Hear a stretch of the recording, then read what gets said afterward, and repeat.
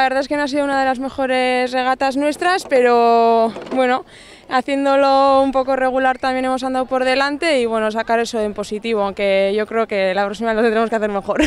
Que fue dura al principio, pero bueno, la virada nos salió bien, la vuelta fue complicada, pero al final también nos salió bien. Y acabamos contentas, vamos punto a punto, pasito a pasito y a ver si estamos cada vez más lejos de Hondarribia y si damos cogida a Orio en alguna regata.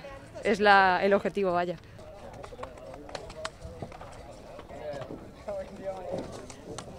Perfecto, hemos remado a gusto y nos ha salido todo bien y perfecto, perfecto.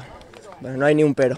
Sí, pero no estamos mirando mucho a eso porque viendo la liga que es, hoy puedes hacer quinto, mañana sexto, hoy estamos a 7, mañana podemos estar a 12.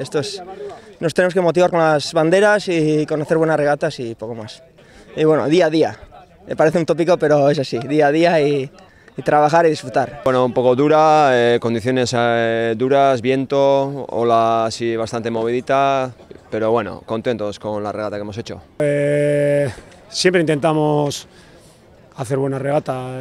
Tenemos el reto desde que quedamos fuera de la tanda de honor de salir a ganar nuestra tanda, lo estamos consiguiendo y nuestra intención es seguir creciendo y bueno, pues mira, yo creo que es muy importante para nosotros que mañana en nuestra bandera estamos en la tanda de honor, ¿no?